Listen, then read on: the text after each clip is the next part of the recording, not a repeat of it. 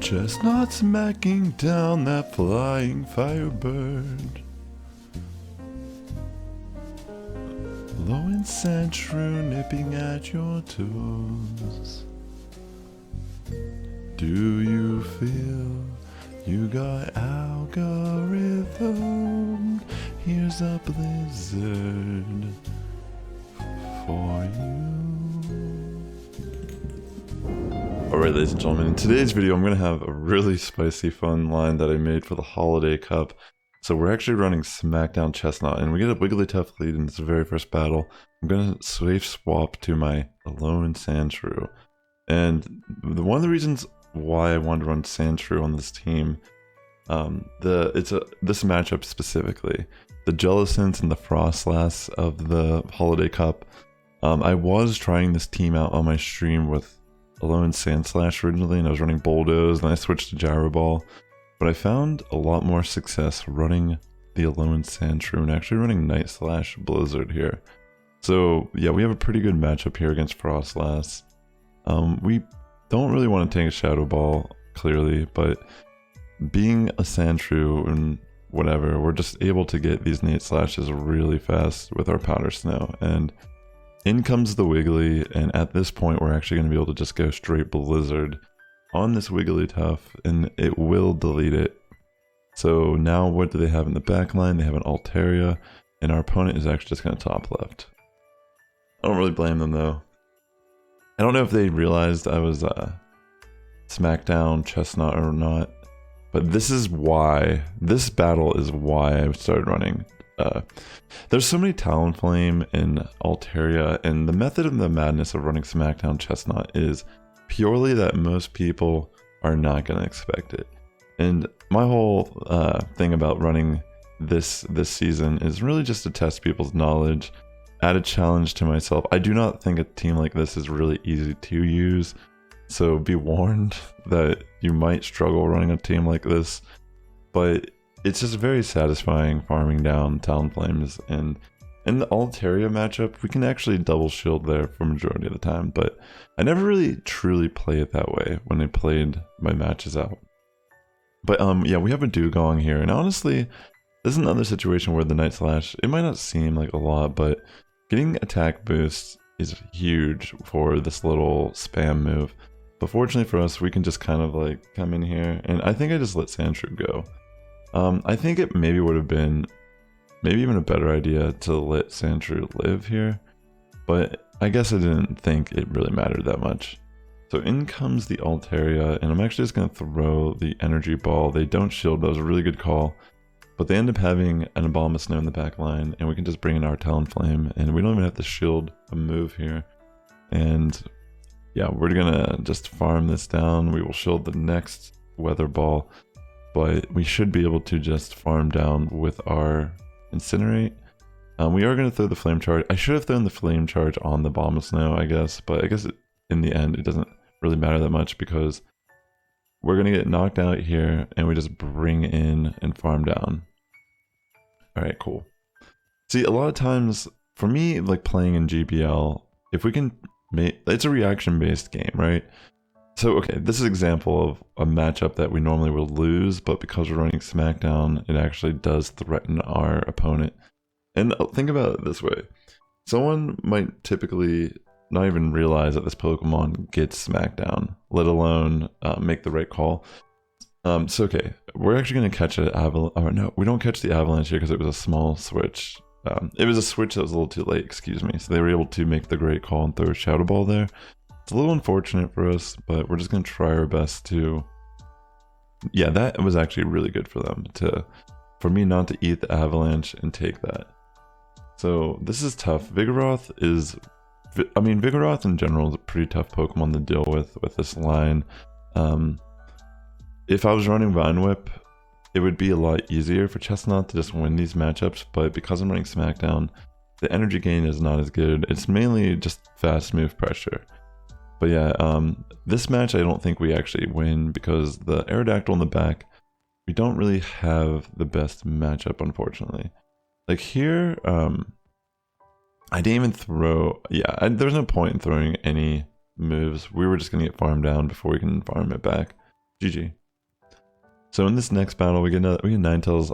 For most Charmers, I just safe swap to the Sandshrew, but in this match, I actually go to Talonflame, which I really do think I should have switched to Sandshrew here.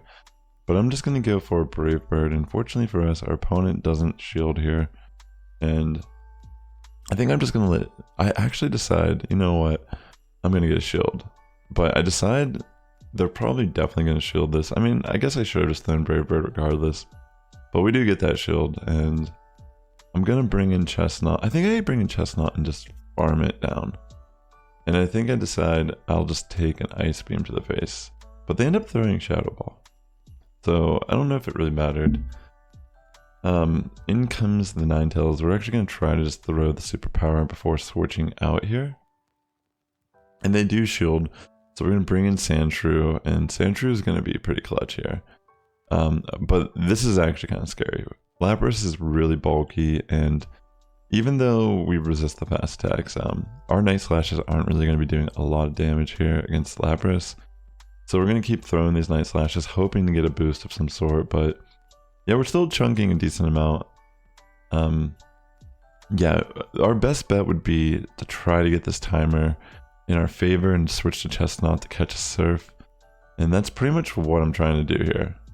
It's lagging a bit here, but fortunately for us, this still works out in our favor. We are able to catch a Surf, and they actually undertapped it, which allowed us to just farm down. And this is pretty insane actually still, because I'm not really sure I can even live a move, but they do end up throwing a Psyshock, which means I can just barely live it, and we just clutch getting to the Blizzard here, and that will knock out low Ninetales for sure.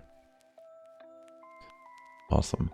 Yeah, so the idea of running a team like this is really just to like get, I would arguably say you probably get like cheap wins. I don't think a team like this is really necessarily that great, but I also feel like I have a very conflicted experience playing it, because the first night we definitely got a little rough, but yeah, switching to Sandshrew, we did really good with this line, but again, I feel like if people caught on to what's going on here, they're not really going to fall for it as much. But we get the boost with our Sandshrew and our Night Slashes, and obviously that's going to be really good against this Lantern, and we can secure ourselves a KO there. We're not going to let, even though we have those boosts, there's really no point to keep Sandshrew alive here.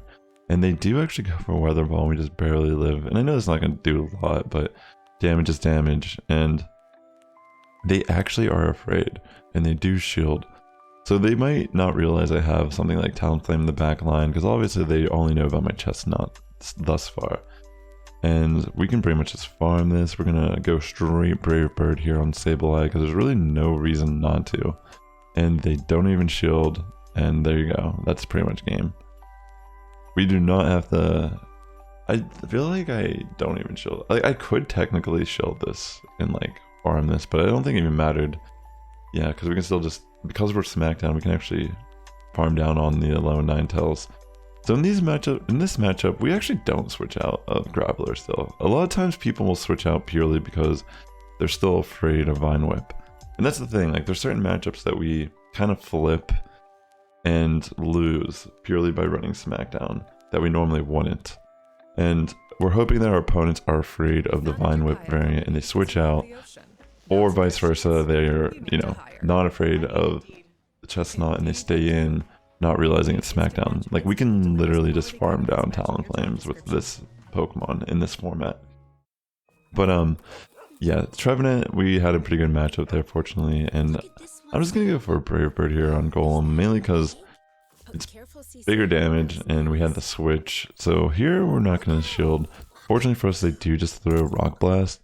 In comes Vigoroth, and this one's pretty insane, but pretty crazy because we're able to just barely get to... I accidentally overtap a little bit here, but it doesn't matter because we're still going to be able to use our moves before another Body Slam is thrown.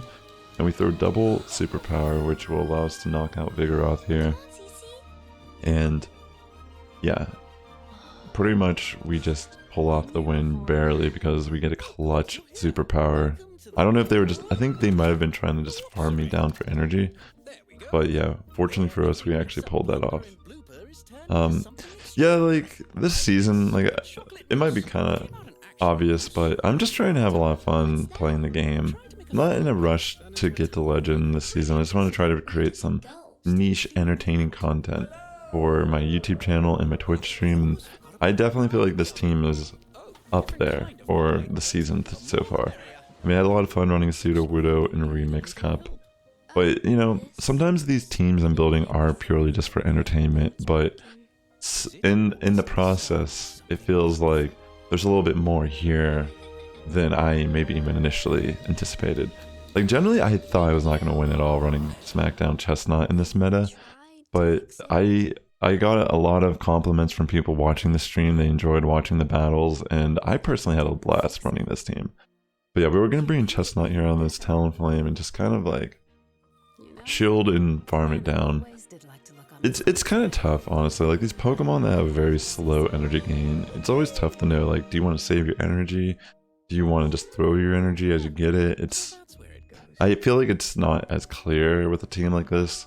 There's a lot, like, you'll notice a lot of times when I get like Altaria leads, I just play them differently, even though, you know, I feel like there's not like a formula that I have exactly on how to run this team.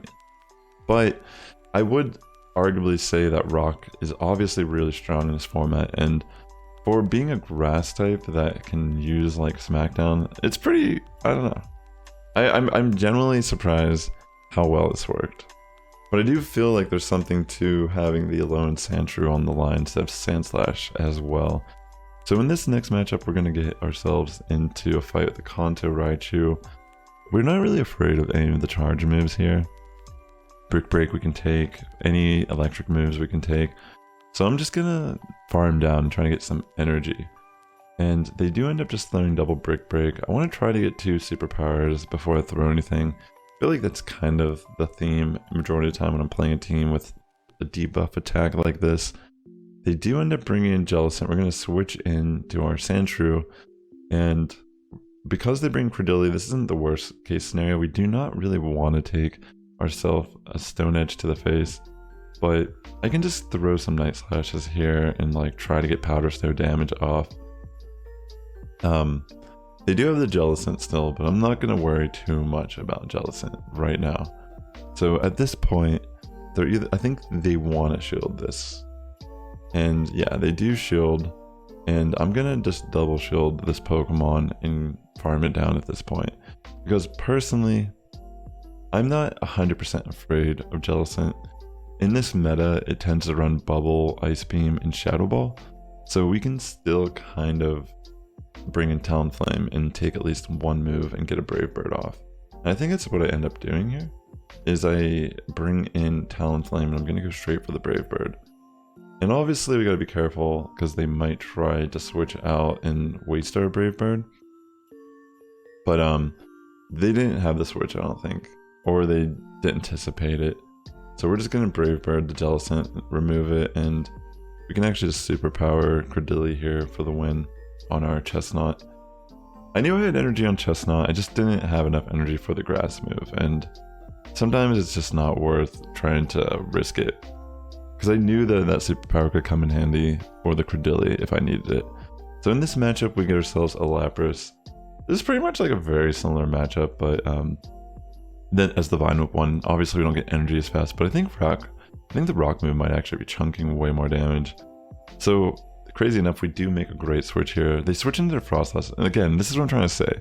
They might not even realize it's SmackDown at first, and bringing in Frostlass or Talonflame in on this SmackDown CHESNAUGHT is going to punish your opponent. And fortunately for us, we made a really great call and actually ate all of their energy on Frostlass as well. And even though they're bringing in this Lapras in on our Sandshrew, it's not really the worst case scenario for us, as you've seen before.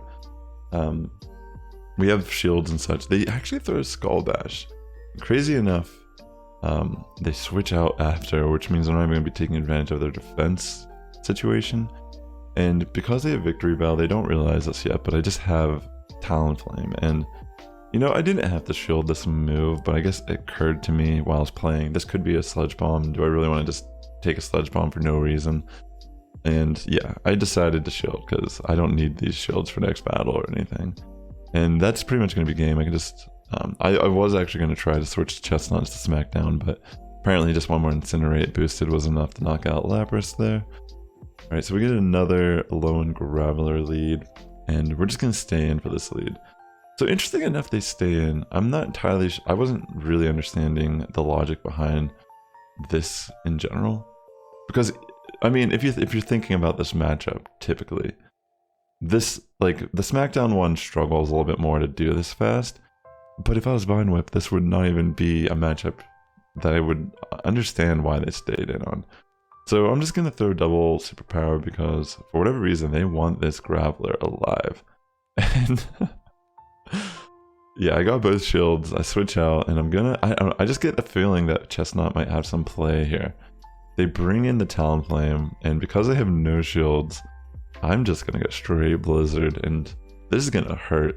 And to the point of, you know, they might have to go to see, you know, emotional support counselor after this battle. But yeah, that's pretty insane. Like, it's just very satisfying having a Lone Sandshrew, a Blizzard, a Talonflame. But yeah, we're in a really good position. Our opponent just top lefts. We didn't even get to see what the back line was. Alright, so that was a set I did. Those were my sets I wanted to share with you, ladies and gentlemen.